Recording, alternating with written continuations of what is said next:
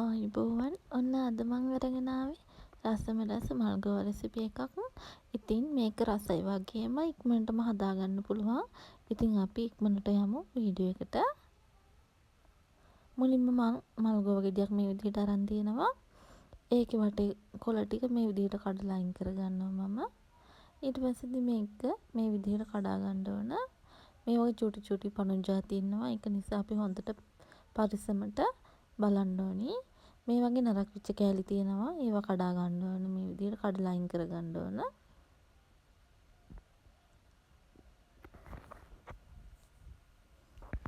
මම මල්ගෝව ගෙඩිය මේ විදිහට කඩා ගන්නවා. ඊට පස්සේදී මේ වගේ ගානට මම මේ ටික කපා ගන්නවා.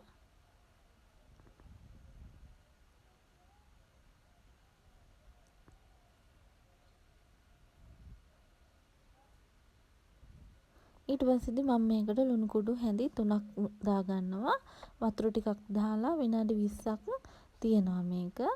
චූටි චූටි පණුවෝ ඉන්නවා. ඒක නිසා තමයි විනාඩි 20ක් විතර මේක ලුණු වතුර දාලා තියන්න ඕනි. ඒ අතරේදී මේකට ඕනි කරන අනිත් දේවල් ටික මම ලෑස්ති කර ගන්නවා.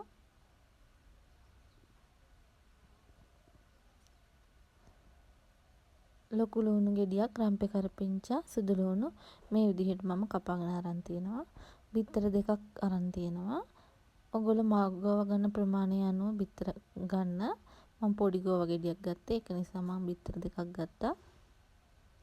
මේ විනාඩි 20කට පස්සේ මම මේ ටික සෝද ගන්නවා මේ ලුණු වතුරෙන්. ඊට පස්සේ ආපහු සාමාන්‍ය වතුරෙන් දෙපාරක් විතර හොද ගන්න ඕනි. ඒකට කහ කුඩු හැඳි කාලක් වතුර ටිකක් දාලා මම මේ විදිහට විනාඩි 5ක් විතර අඩු ගින්දරේ තම්බ ගන්නවා. ඊට පස්සේදී පෑන් එක ලිපේ තියලා මේ විදිහට තෙල් ටිකක් දා ගන්නවා. තෙල් ටික රත් වීගෙන එනකොට මේ විදිහට සුදු ලුණු ටිකක් දා ගන්නවා. සුදු ලුණු ටික කරවිගෙන වගේ එද්දී ලොකු ලුණු ගෙඩිය මම මේ විදිහට එකතු කර ගන්නවා. ඒ ටික විනාඩියක් විතර අඩු ගින්දරේ බෙද ගන්න ඕන.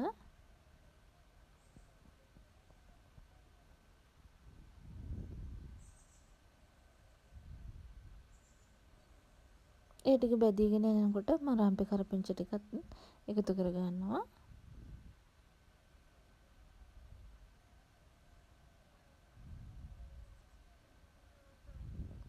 ඊට පස්සේදී මම මේකට කෑලි මිරිස් හැඳි 2මාරක් දා ගන්නවා.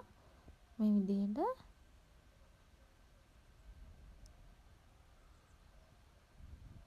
ඊට පස්සේදී තම්බගත්ත මල්ගෝව ටික මේකට එකතු කර ගන්න ඕන.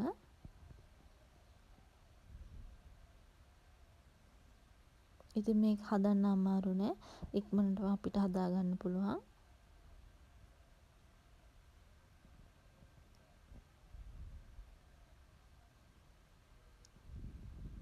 අඩු ගින්දරේ තමයි මේක කරගන්න ඕන.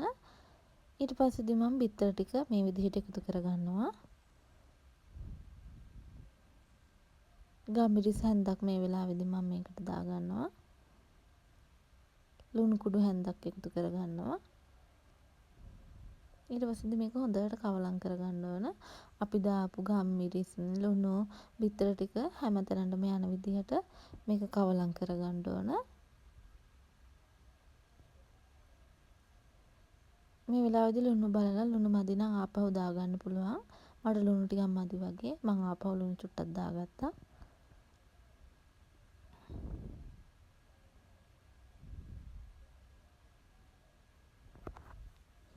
ඊට පස්සේදී මේක විනාඩි 2-3ක් මම මෙහෙම තියාගන්නවා අඩු ගින්දරේ. මේ විදිහට චුට්ටක් බෙද ගන්නවා මම මේක. අපි මුලින්ම මේ ටික තඹගත්ත නිසා වැඩි තැම්බෙන්න ඕනේ නැහැ. මේ වෙලාවේදී මම තක්කාලි සෝස් චුට්ටක් එකතු කරගන්නවා. තක්කාලි සෝස් තියෙනවා නම් එකතු කරගන්න. දැන් අපේ මල්ගෝව එක හරියි. මේක ඇත්තටම මාරම රසයි. ඔයගොල්ලොත් හදලා බලන්න. ඉක්මනටම හදාගන්න පුළුවන්. ඉතින් මම අදට ගිහින් එන්නම්. ආයෙත් දවසක අලුත් රෙසිපි එකකින් හමු වෙමු. ඔයගොල්ලෝ හැමෝටම සුබ දවසක්.